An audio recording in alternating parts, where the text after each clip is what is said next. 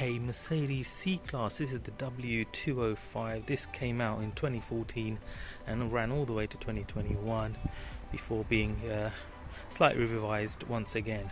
But here I have the C220 diesel AMG line premium, so you got the benefit of a pan roof, upgraded LED lights and upgraded alloys of course, and some body kits. So quite simply, let's get to the chase. This is the most beautiful executive saloon, bar none. Look at her, look at the stance, it's just absolutely gorgeous at every single angle. Mercedes, well done, what a lovely design. Can you find a bad angle or an ugly look at any part of this car?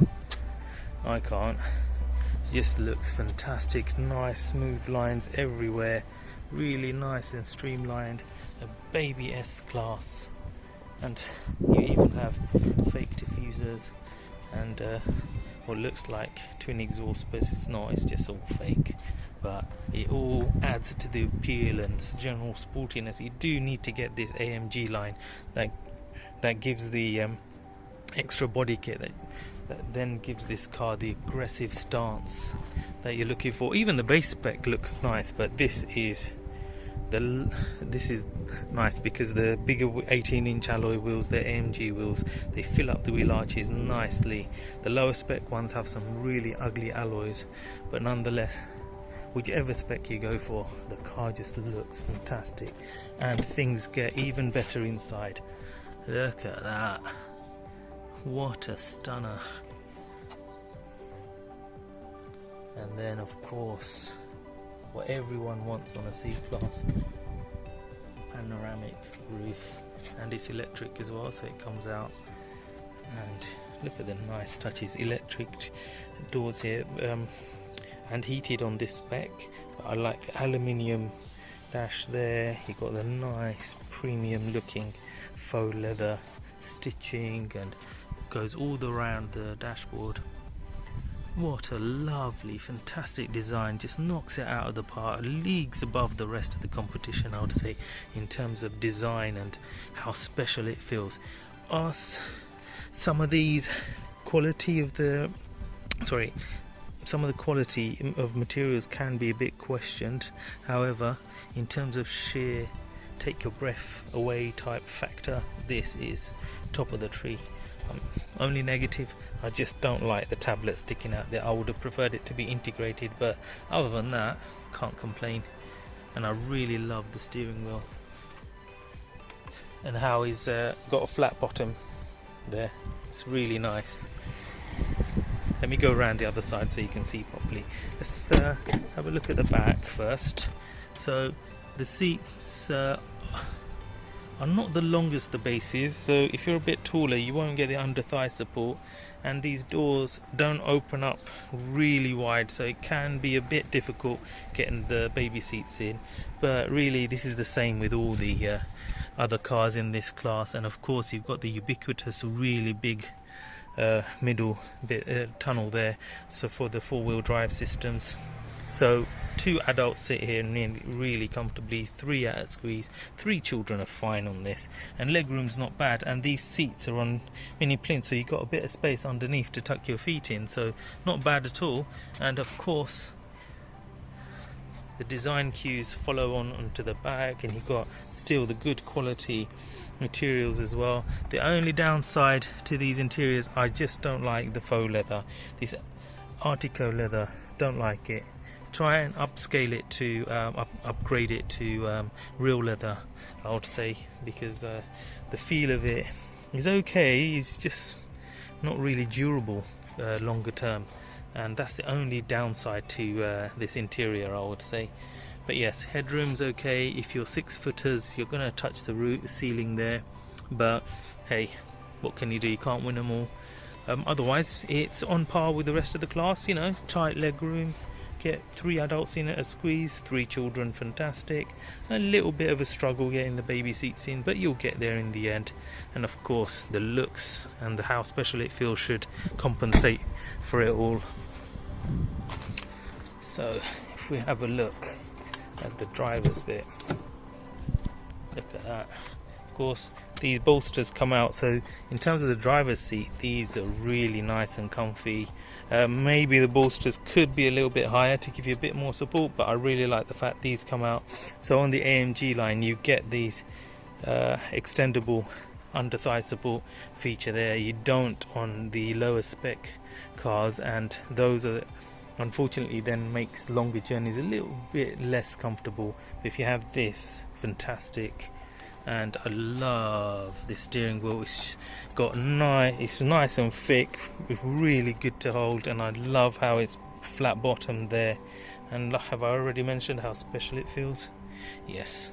So design wise and beauty contest wise, this car just wins.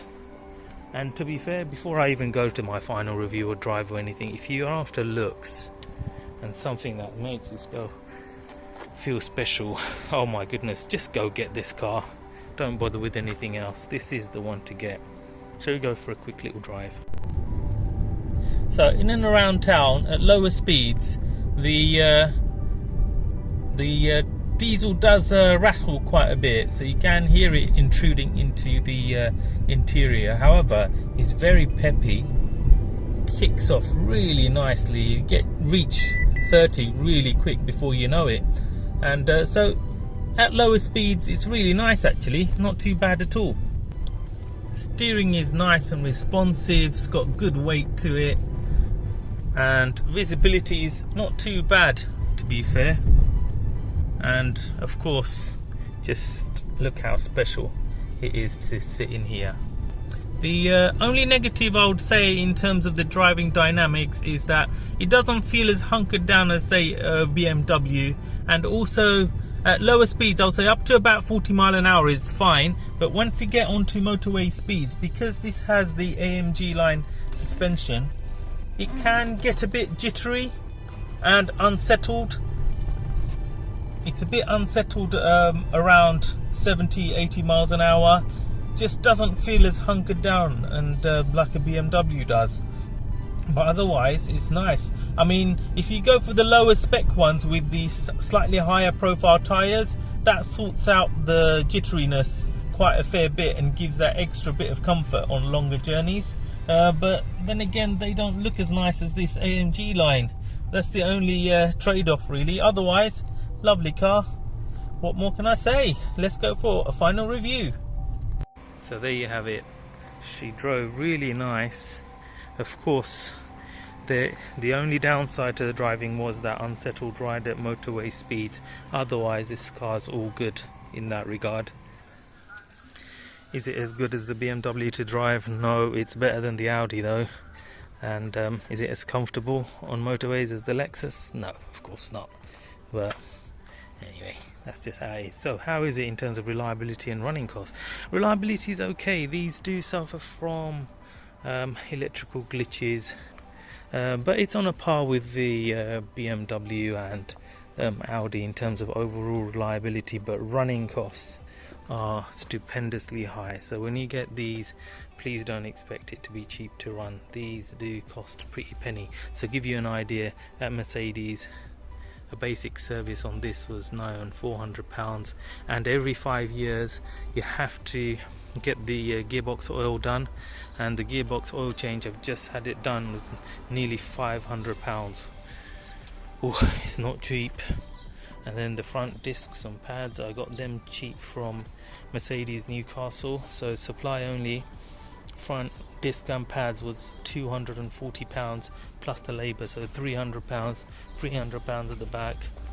So if you think about it, discs, pads, front and rear will cost you £600. So when you get this sort of car, don't expect it to be cheap to run, but really it will pay you back in terms of how special you feel driving this car. I mean, look at it, it's just simply gorgeous and worth that extra bit of money, don't you think?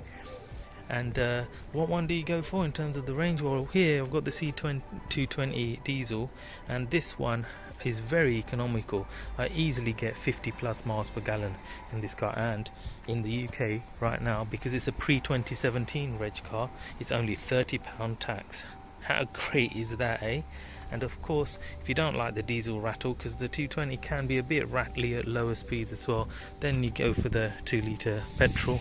And but it's not as you don't get that pull that you get from the high torque from the petrol engine.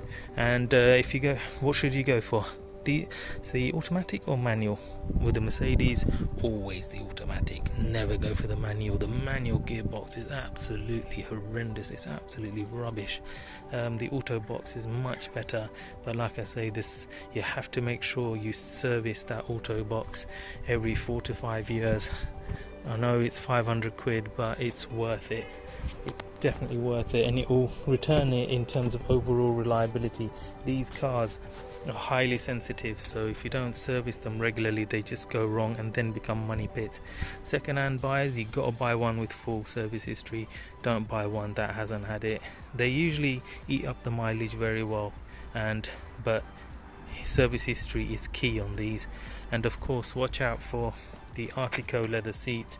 They can wear, and also this one's got the piano black, so they can scratch easily. So try and get the one with the open pore wood inlays, which are a little bit more robust. But this I really like, the silver metallic inserts with the black contrasting leather.